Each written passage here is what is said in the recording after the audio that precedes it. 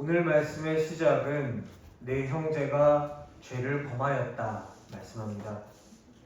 형제라고 지칭하는 것으로 보아 죄를 범한 이 사람은 공동체 안에 이미 들어와 있는 사람입니다.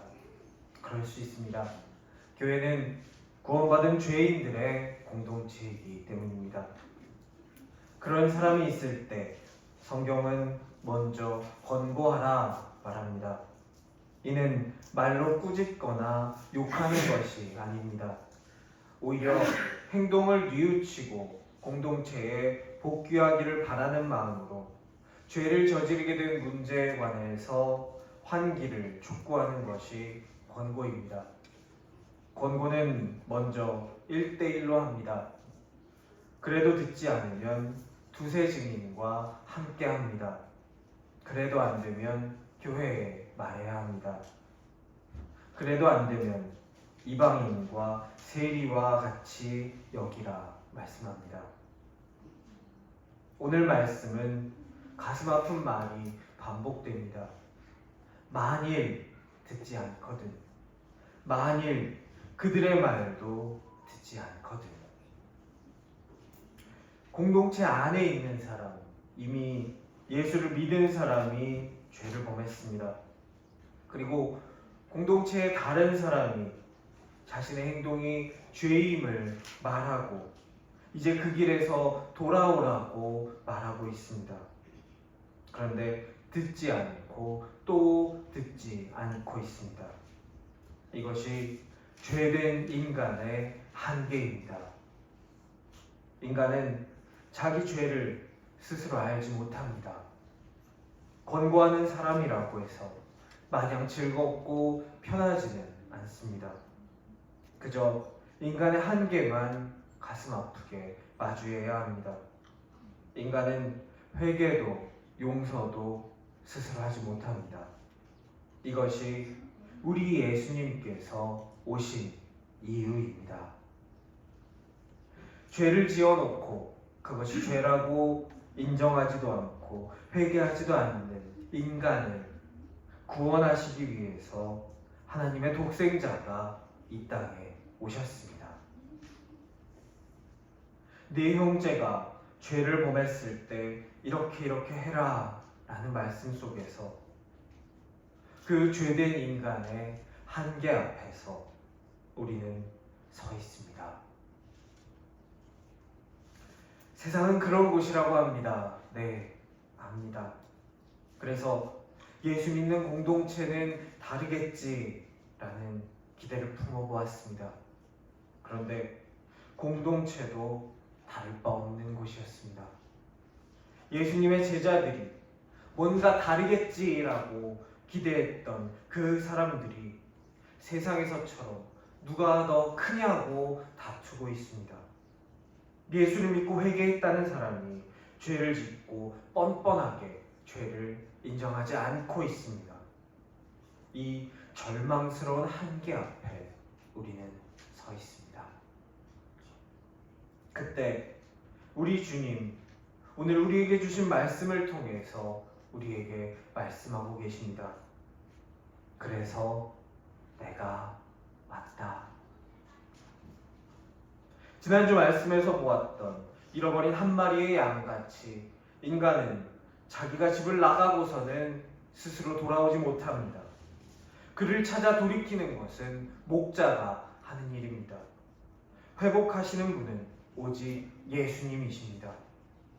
회개하고 용서하는 주도권은 나에게 있지 않습니다. 오직 목자이신 예수님만이 가지고 계십니다. 그것을 위해 오셨습니다.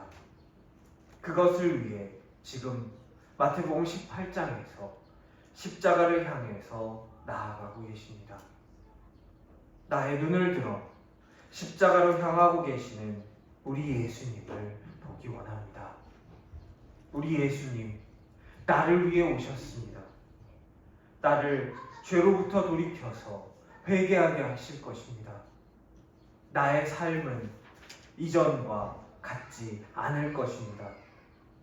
우리 주님이 오신 이후 그 은혜를 풍성히 받는 신생교회 성도 되시기를 주님의 이름으로 축원합니다. 아멘. 오늘 말씀은 예수님이 오신 이유를 우리에게 설명합니다. 동시에 하나님을 만난 사람은 어떻게 살아야 하는지 말씀하십니다. 오늘 말씀이 우리에게 전하고자 하는 메시지는 너는 믿으니까 용서해야 돼, 이것이 아닙니다. 교회에서 싸우지 말아야 돼, 이것도 아닙니다. 오늘 예수님께서 이 말씀을 하신 이유는 또 다른 율법을 우리의 짐 위에 얹어주시기 위해서가 아닙니다. 오늘 말씀이 우리에게 가장 먼저 하시는 말씀은 15절에 등장하는 가라입니다. 죄를 범하거든 가서 라고 말하고 있습니다. 목자가 잃어버린 양 한 마리를 찾으러 가는 것처럼 너도 가라 말씀하십니다. 이 말씀은 죄를 범한 인간과 그 죄에 대해서 권고하는 사람과의 관계의 틀을 완전히 새로 짜게 만드십니다. 가해자와 피해자 혹은 가해자와 증인의 관계가 아니라 잃어버린 양, 회복되어야 할 사람과 그 사람을 찾아가는 목자로 변화시키십니다. 우리 하나님은 언제나 가시는 분이셨습니다. 아담이 죄를 짓고 하나님의 눈을 피해서 숨었을 때 하나님은 아담을 찾아 가셨습니다. 요나가 하나님의 말씀을 거역하고 도망쳤을 때 요나를 찾아서 가셨습니다. 우리 하나님은 집 나간 이스라엘을 부르시는 분이십니다. 죄인에게 먼저 가셔서 식탁을 함께하는 분이십니다. 그런 하나님을 만난 사람, 그런 하나님께 먼저 찾음 받은 사람이 이제 찾아가는 사람이 됩니다. 예수님 말씀하십니다. 사랑해라. 어떻게 해요? 내가 너를 사랑한 것 같이, 내가 너를 찾아간 것 같이 너도 가라 말씀하고 계십니다. 이 말씀에 순종할 때 나는 양 한 마리라도 잃지 않으려는 하나님의 마음에 참여하는 자가 됩니다. 죄 지은 형제는 내가 정죄하고 심판해야 할 범죄자가 아니라 잃어버린 존재, 찾아야 할 존재가 됩니다. 잃어버린 양이 목자가 나가라고 해서 나갔습니까?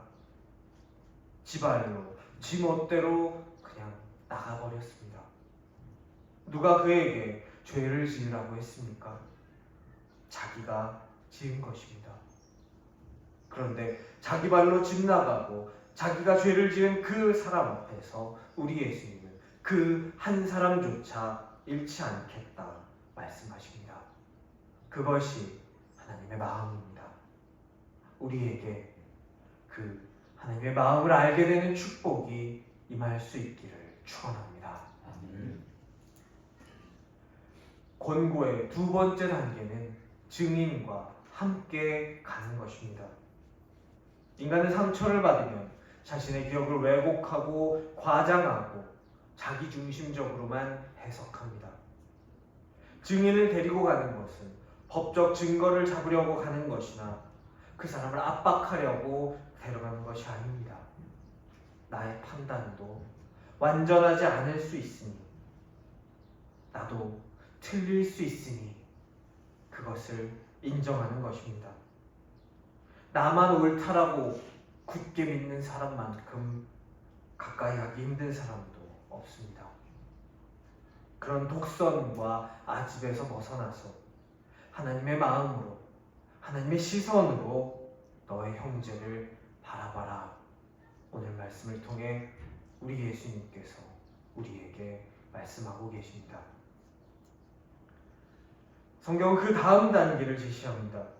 그렇게 해도 만일 안 된다면 교회에 알리라 말씀하고 있습니다. 관계의 파괴는 한 개인과 다른 개인과의 문제에서 끝나지 않습니다. 죄는 공동체를 흔들고 공동체의 신뢰를 깨고 관계망 전체를 무너뜨립니다. 레위기 18장과 20장에서 하나님께서 말씀하시는 것처럼 죄는 그들이 사는 땅, 하나님의 이름, 하나님의 성소까지 더럽힙니다. 죄는 한 인간의 속에 고립된 것이 아니라 외부 세계에 어떻게 해서든 영향을 끼칩니다. 죄가 그렇다면 속죄 역시, 회복 역시 한 사람 안에서만 일어나는 일일 수 없습니다. 회복도 공동체적이어야 합니다. 오늘 말씀 19절에서 20절에 등장하는 두세 사람이 모인 곳, 이것이 공동체입니다. 갈등을 해결하는 것은 피곤합니다. 누구는 옳고 누구는 그렇다. 무 잘리듯 잘라지지 않습니다. 갈등을 해결하는 데에는 시간도 오래 걸리고 감정적으로도 소모적입니다. 그 갈등을 해결한다고 해서 사실 별로 보람있지도 않습니다. 그래서 대부분의 사람은 회피하거나 끊어버리거나 침묵합니다. 그런데 관계 회복을 위해서 처절하게 씨름하는 바로 그 자리에 예수님께서 함께 하신다. 오늘 말씀은 선포하고 계십니다.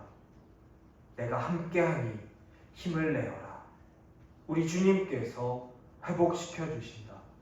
우리 주님께서 이루게 하신다. 우리에게 약속하고 계십니다. 오늘 예수님께서 말씀하시는 하나님 나라의 사람, 하나님 나라의 공동체는 상처와 죄와 절망스러운 인간의 한계 앞에 서 있습니다. 그 한계 앞에서, 죄된 인간의 그 민낯 앞에서 예수님께서 우리와 함께 하십니다.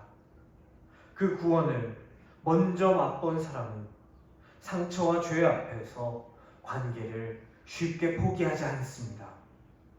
하나님의 마음을 가지고 어떻게든 회복을 향해서 움직이는 사람입니다. 사랑하는 신생의 성도 여러분, 우리가 그런 사람, 그런 제자 되기 원합니다. 제자의 길로 우리를 인도해 주시는 하나님의 크신 은혜가 지금 이 자리에 모인 신생의 성도들 머리머리 위에 가득 임하시기를 우리 주님의 이름으로 간절히 축원합니다.